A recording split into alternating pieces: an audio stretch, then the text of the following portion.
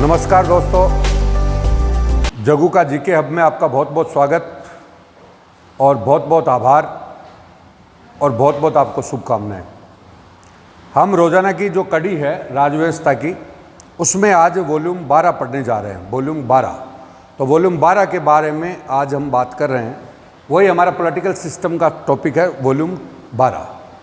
अब आज 23 जुलाई 2020 को वॉल्यूम 12 का जो विषय है वो है हमारा संसद सदस्य और उसके अधिकार। संसद सदस्य मतलब पार्लियामेंट मेंबर हैं, वो क्या हैं, अब पार्लियामेंट मेंबर के अधिकार क्या हैं, राइट्स क्या हैं उनके, तो उनके बारे में हम बात कर रहे हैं।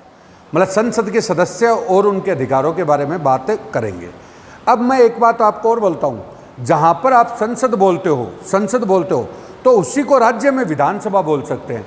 तो संसद के सदस्यों के जो अधिकार हैं वो विधानसभा के सदस्यों के अधिकार हैं, और संसद के सदस्यों की बात करेंगे सेम डिट्टो वही विधानसभा के बारे में बात आएगी।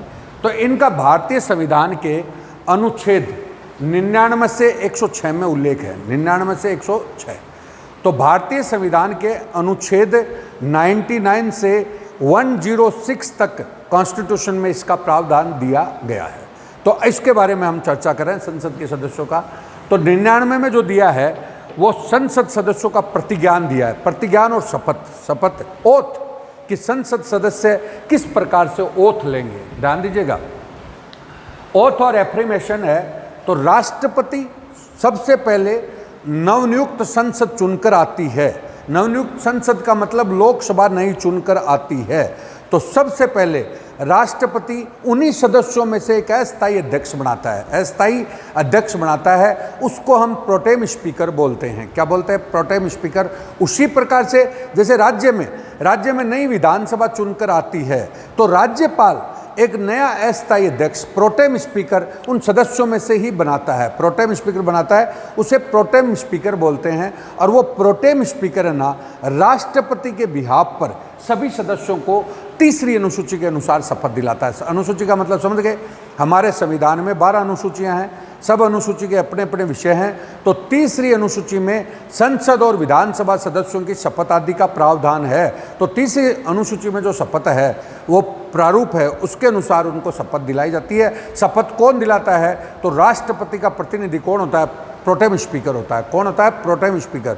राज्य में राज्यपाल का प्रतिनिधि के रूप में कौन होता है? तो प्रोटेम स्पीकर होता है, और वो प्रोटेम स्पीकर के सामने शपथ दिलाते हैं। जैसे राजस्थान विधानसभा में अब की बार राजस्थान की नवनियुक्त विधानसभा में गुलाब चंद कटारिया प्रोटेम स्पीकर था। गुलाब चंद कटारिया क्या थे? प्रोटेम स्पीकर थे। प्रोटेम स्पीकर बाद में क्या, अध्यक्ष को जब तक नहीं बना देता नए अध्यक्ष को, तब तक वो ही अध्यक्ष रहता है। उसको अस्थायी अध्यक्ष भी बोलते हैं। ठीक है, अब आइए, तो 99 में शपथ हो गई। अब 100 में सदन में मतदान होता है। कोई भी सब्जेक्ट होता है, कोई भी प्रस्ताव पास किया जाता है, कोई भी कानून बनता है, तो सबसे पहले मतदान होता है। मतदान का मतलब बहुमत से प्रस्ताव पारित होता है। बहुमत से प्रस्ताव क्या होता है? पारित होता है। अब इसमें मतदान सभी करते हैं, केवल विधानसभा, राज्य में तो विधानसभा अध्यक्ष और देश में लोकसभा अध्यक्ष, वो पीठासीन अधिकारी होता है, वो मतदान नहीं करता, वो केवल निर्णायक वोट ही करता है। कौन सा वोट करता है? निर्णायक। जैसे उदाहरण के रूप में आप आ जाइए, अभी राजस्थान विधानसभा में राजस्थान में एक सिनेरियो चल रहा है। तो अभी विश्वास प्रस्ताव आएगा कि सदन में बहुमत है या नहीं है। तो नहीं है तो उस समय सदन, हमारे यहाँ पे 200 मेंबर हैं, 200 मेंबर हैं, तो 200 मेंबर में 101 का बहुमत चाहिए। कितने का बहुमत चाहिए? 101। अब 101 के बहुमत में आपको बताया हमारे राजस्थान विधानसभा के अध्यक्ष सीपी जोशी हैं, तो सीपी जोशी का वोट नहीं पड़ेगा। सीपी जोशी तो निर्णायक मत ही देगा, कास्टिंग वोट ही देगा। कौन सा वोट देगा? कास्टिंग। सदस्य ही वोटिंग करेंगे। तो निर्णायक वोट कौन देता है?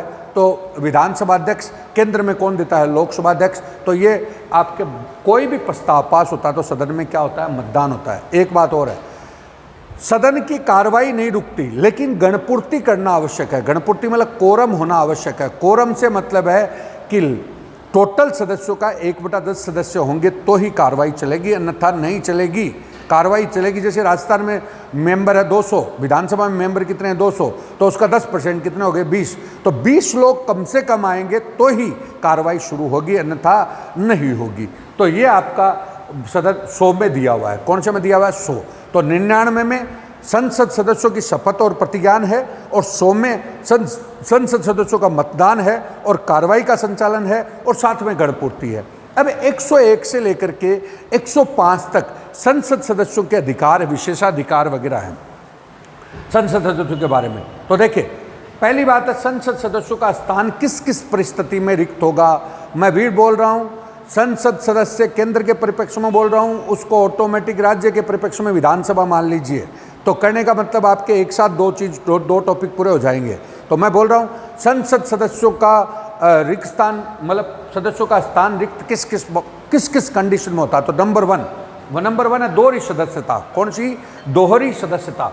दोहरी सदस्यता को एक बार देखिएगा, कोई संसद का सदस्य 2 सदनों का सदस्य चुन लिया जाता है। जैसे उदाहरण है, जैसे वो विधानसभा का मेंबर भी है और विधानसभा के मेंबर के साथ साथ वो सांसद भी बन गया, तो 14 दिन के अंदर अंदर उसको एक सदस्यता छोड़नी पड़ती है, नहीं तो उसकी दोनों सदस्यता ही चली जाएगी। जैसे उदाहरण है, राजस्थान में मान लो आपका नागौर में कौन थे? हनुमान बेनीवाल। अब हनुमान बेनीवाल पहले विधायक भी थे और बाद में सांसद चुने गए, तो विधायक और सांसद तो 2 चुन लिए गए, तो 14 दिन के अंदर एक को छोड़ना पड़ेगा, अन्यथा दोनों सदस्यता चली जाएगी। तो दोहरी सदस्यता में ये करना पड़ता है, तो तब उसकी सदस्यता जा सकती है। निरर्हता मतलब वो अयोग्य घोषित कर दिया गया हो। और तीसरी बात है पद त्याग, वो खुद का त्याग पत्र दे दिया हो। और चौथी बात है अनुमति के बिना, सुन लो, मतलब अनुमति के बिना, अनुमति किसकी? विधानसभा अध्यक्ष की, लोकसभा अध्यक्ष की अनुमति के बिना अगर वो 60 दिन तक लगातार सदन में अनुपस्थित रहता है तो उसकी सदस्यता समाप्त हो जाएगी। अनुमति के बिना 60 दिन तक, सेम मैंने बताया था आपको, तो विधानसभा अध्यक्ष एज ए क्लास टीचर की तरह होता है, लोकसभा अध्यक्ष एज ए क्लास टीचर की तरह होता है। तो हम भी क्लास में बिना अनुमति के अगर ज़्यादा दिन तक गायब रहते हैं तो नाम काट दिया जाता है। उसी प्रकार से यहाँ भी 60 दिन तक लगातार आप शपथ नहीं लेते हो और 60 दिन तक लगातार आप अनुपस्थित रहते हो तो आपकी सदस्यता रद्द मानी जाएगी। तो ये संसद सदस्यों के स्थान किस किस परिस्थिति में रिक्त होगा? तो दोहरी सदस्यता, वो निर्योग्य ठहराया गया हो और पद त्याग कर दिया गया हो और अनुमति के बिना 60 दिन तक अनुपस्थित रहा हो या शपथ न ली हो, इस कंडीशन में वो मतलब उसकी सदस्यता मतलब स्थान रिक्त हो जाएगा। अब 102 में उसकी निरर्हताएं क्या हैं, जो वो ने हम वहाँ पे नहीं बताई थी। तो पहली निरर्हता है, निरर्हता से तात्पर्य है अयोग्यताएं। निरर्हता से तात्पर्य कौन सी होगी? अयोग्यताएं। तो पहला बात है, कोई कैंडिडेट भारत का नागरिक ही ना हो। मान लो उन्होंने फर्जी डॉक्यूमेंट पेश कर करके और भारतीय नागरिकता दिखा दी हो तो भारत का नागरिक न हो। दूसरी बात है, भारत और राज्य के अधीन लाभ का पद धारण करता हो। लाभ का पद मतलब ऐसा काम करता हो, जैसे कोई नौकरी में हो, कोई ऐसा काम करता हो जिससे उसको प्रॉफिट हो रहा हो, तो वो नहीं होना चाहिए, लाभ के पद पर वो नहीं होना चाहिए। तीसरी बात है, विकृत चित्त और दिवालिया नहीं होना चाहिए। और चौथी बात है, लोक प्रतिनिधित्व कानून हमारा बना हुआ है 1951 का, जनप्रतिनिधित्व कानून बना हुआ है 1951 का। तो 51 के तहत वो चुनावी भ्रष्टाचार में लिप्त न हो। मतलब खरीद फरोख्त आदि, जैसे आजकल ये चल रहा है, राजस्थान के सिनेरियो में चल रहा है कि साहब विधायकों की खरीद फरोख्त हो रही है। अब विधायकों की खरीद फरोख्त में मतलब वीडियो टेपिंग आई है, मतलब ऑडियो टेपिंग आई है। अब ऑडियो टेपिंग मान लो सही पाई गई तो वो सदस्यों की सदस्यता क्या हो जाती है? बर्खास्त हो जाती है, क्योंकि जनप्रतिनिधित्व कानून का क्या उल्लंघन है वो। जनप्रतिनिधित्व कानून का क्या है? उल्लंघन। और 6 साल के लिए उनको चुनाव लड़ने से भी रोका जा सकता है, ये अगर सही हुआ तो आ गया। और अगली बात है, चुनावी खर्च होता है, जो चुनावी खर्च निर्वाचन आयोग डिसाइड कर रखा है, वो चुनावी खर्च का सही हिसाब किताब न देता हो और सीमा से ज़्यादा खर्च कर दिया हो, तब भी उसकी सदस्यता जनप्रतिनिधित्व कानून के तहत निर्भर कर दी जाएगी। और लास्ट बात है 10वीं अनुसूची। 10वीं अनुसूची में दल बदल कानून है। कौन सा कानून है? दल बदल कानून।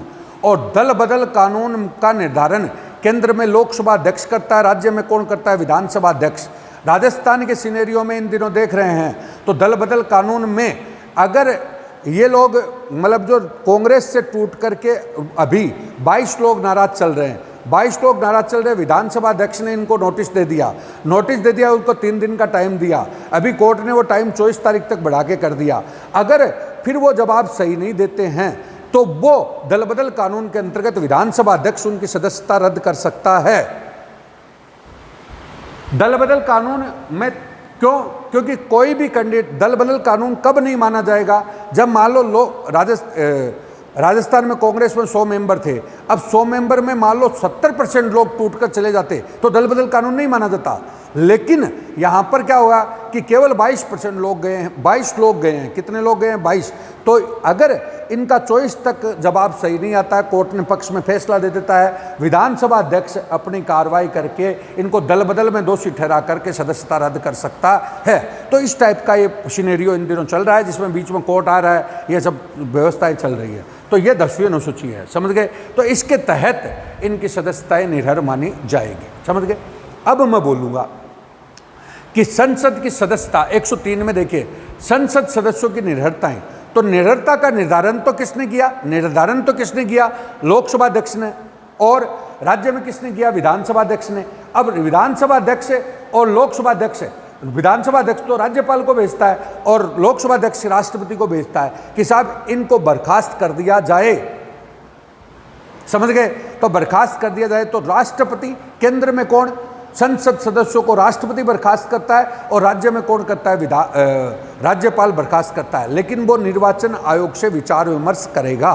तो निर्वाचन आयोग से परामर्श करके राष्ट्रपति केंद्र में और राज्य में कौन? राज्यपाल सदस्यों को बर्खास्त कर सकता है। तो ये कौन सा अनुच्छेद हो गया? 103।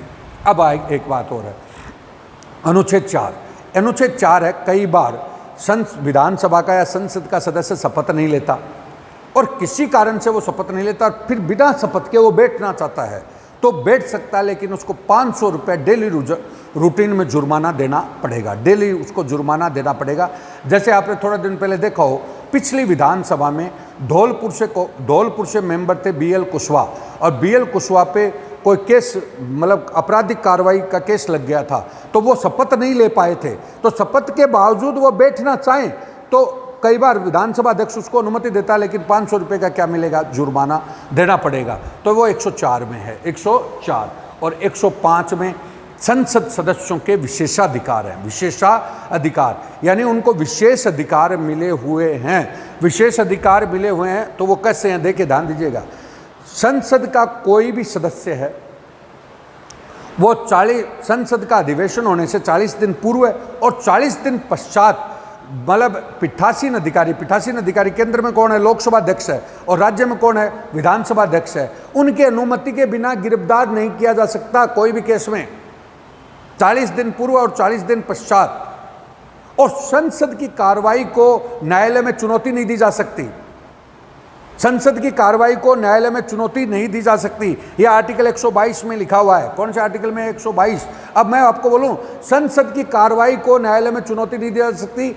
आज राजस्थान विधानसभा के अध्यक्ष CP जोशी ने सुप्रीम कोर्ट में यही पिटीशन लगाई कि संसद की या विधानसभा की कार्रवाई है ना, उसको न्यायालय में आप चुनौती नहीं दे सकते, उसको न्यायालय में रखना पड़ेगा। तो ये सब चीज़ें बात हुई। और 106 में इनके क्या हैं? वेतन भत्ते। कौन से? वेतन भत्ते। तो इस प्रकार से वेतन भत्ते किसके? संसद के सदस्यों के। तो इस प्रकार से आपने देखा। अब आप आर्टिकल वाइज और जोड़ सकते हैं। यहाँ तक आपके संसद सदस्यों के बारे में, पूरी संसद के बारे में आ गई। देखो दोस्तों, हमने संसदीय प्रक्रिया के बारे में आर्टिकल 79 से लेकर के 123 तक बताया। 179 में संसद का स्वरूप था, 80 में आपकी राज्यसभा है, 81 में लोकसभा है, 82 में लोकसभा में परिसीमन है, और 83 में संसद सदस्यों का कार्यकाल है, 84 में आपका संसद सदस्यों की योग्यताएं हैं, 85 में आपका राष्ट्रपति संसद का अधिवेशन आहूत करता है, सत्रावसान करता है और लोकसभा को भंग करता है, 86 में राष्ट्रपति अभिभाषण देता है, 87 में राष्ट्रपति विशेष अभिभाषण देता है, 88 में लोकसभा की कार्रवाई में महान्यायवादी भाग लेता है लेकिन वो मतदान नहीं कर सकता, और फिर हमने 89 से लेकर के और 98 तक संसद सदस्यों के पदाधिकारियों के बारे में बताया, जिसमें राज्यसभा का सभापति और उपसभापति, लोकसभा का अध्यक्ष और उपाध्यक्ष और महासचिव के बारे में बात की। 98 99 में हमने शपथ बताई है। 100 में हमने अभी बताया कि भाई गणपूर्ति कितनी होगी, मतदान कैसे होगा। 101 में हमने बताया कि उनकी सदस्यता संसद सदस्यों के पद कब रिक्त होंगे। 102 में बताया निर्भरताएं, 103 में बताया निर्भरता का निर्धारण कौन करेगा, तो केंद्र में कौन करेगा, राष्ट्रपति, राज्य में कौन करेगा, राज्यपाल। 103 में अब आपका आया निर्भरताओं का निर्धारण। 104 में कोई सदस्य मतलब शपथ आदि न लेने के बावजूद भी संसद में बैठता तो उनका जुर्माना। 105 में हमने विशेष अधिकार बताए, कौन से विशेष अधिकार, और 106 में उनके वेतन भत्ते। आपने को पहले टॉपिक पढ़ाया। 107 में सामान्य विधेयक, 108 में संयुक्त अधिवेशन, 109 और 10 में धन विधेयक, 111 में राष्ट्रपति की अनुमति विधेयकों पर, राष्ट्रपति की क्या है अनुमति, 112 में बजट, 113 में बजट में भारित व्यय, 114 में विनियोजन विधेयक, 115 और 16 में अनुदान की मांगे, 117 में वित्त विधेयक। ये सारे बजट से रिलेटेड थे। और 118 और 121 तक प्रक्रिया है, और 122 में दिखा रखा है कि न्यायालय द्वारा संसद की कार्रवाई में हस्तक्षेप नहीं किया जाएगा। और 123 में राष्ट्रपति अध्यादेश जारी करता है। राष्ट्रपति संसद का अधिवेशन न हो तो क्या करता है, अध्यादेश जारी करता है। इस प्रकार दोस्तों हमने विधायिका के बारे में पूरी बात आपको बताई। तो अब तक हमारा टॉपिक चल रहा था विधायिका, और विधायिका के अंतर्गत संसद भी आ गई, लोकसभा अध्यक्ष भी आ गया। तो जितना भी सिलेबस का टॉपिक है वो सारा का सारा आ गया, और इसमें आर्टिकल 79 से लेकर के 123 तक हमारी बात हुई, इसके बारे में हमने चर्चा की। अब हमारा अगला टॉपिक जो होगा वो कार्यपालिका का होगा। कौन सा टॉपिक होगा, कार्यपालिका। तो कार्यपालिका का हमारा अगला टॉपिक होगा, जिसमें हमारे राष्ट्रपति, प्रधानमंत्री, मंत्रिपरिषद और ये सब आएगा।